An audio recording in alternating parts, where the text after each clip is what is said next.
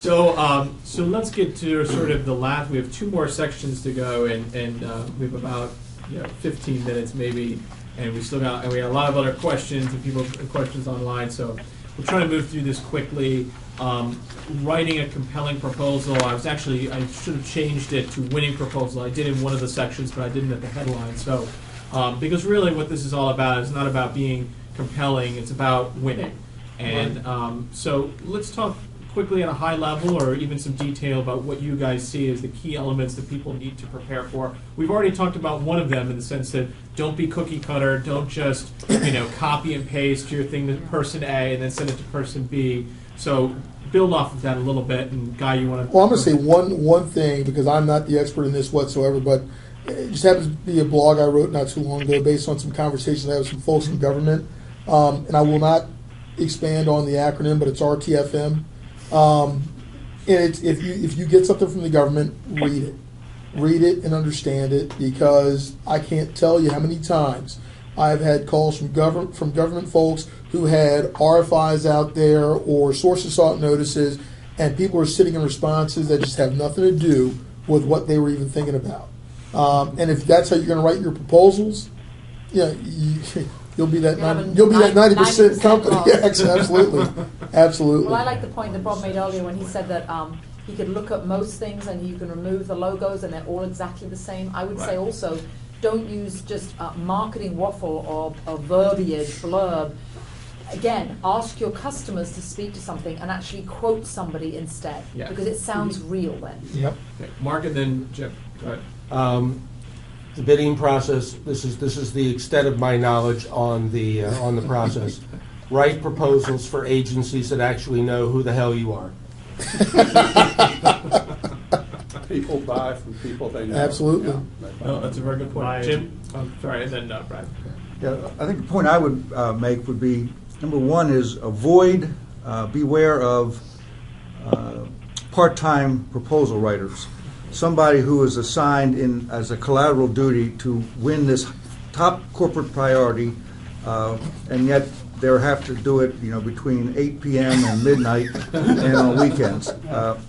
We can all be enough of a realist to know that it doesn't happen that way. It gets short shrift. They can only have one priority. So if it really is your priority, you have to peel that person away from their day job, or you're going to get the second best. And that's just the way it is.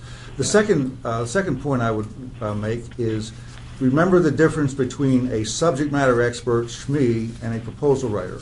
One is not necessarily the other. And there are plenty of SMEs who know everything there is to know about their particular technical solution, but couldn't write their way out the paper bag.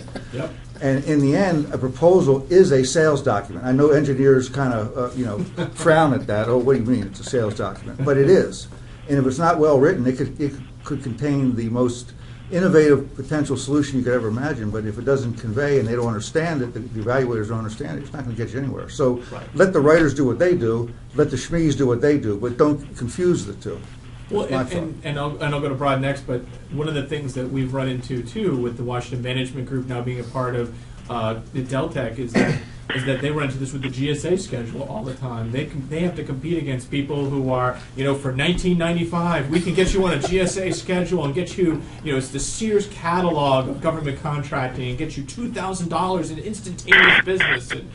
And so it's really hard. You have to compete against people out there who are not reputable, but it all comes down to doing your research and knowing what it is you're after. Brad, I'll go to you, and then... beware of GSA mills out of St. Petersburg, Florida. That's right. I'll throw that out there. That's right. Yes. Yeah, I'll just echo what Jim said. You write to the evaluator. I mean, plain and simple. If you don't know who's evaluating your proposal, why you're writing it, for one, and don't try to rewrite sections L and M of the RFP. You Don't read it, you understand it, and you write to it, period. And it's pretty easy. Did you have some thoughts? Or Yeah, the art of writing winning proposals is a difficult field to master. And I would tell people it's not so hard to write a proposal. Most anybody can write one. What's hard is to write a winning proposal.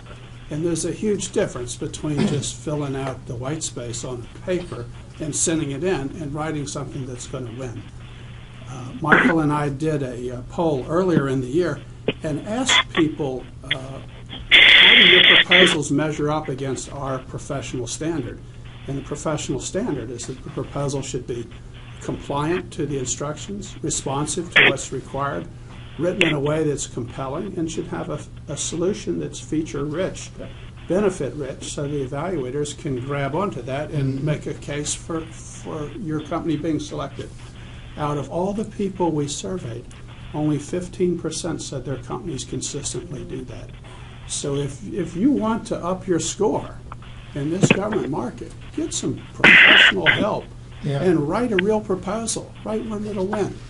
The rest of the crowd is paddling along, doing mediocre to poor in the proposal area. It's a great area where you can up your game, but you got to do and it. I think the thing that people also need to take into account too, and this is the difference between the commercial versus the government, is that you can do a proposal for a business opportunity in a commercial space, but in the government space, there are a lot of strict rules, and people, when they ask questions, there's not a lot of room for creative, artsy kind of techniques.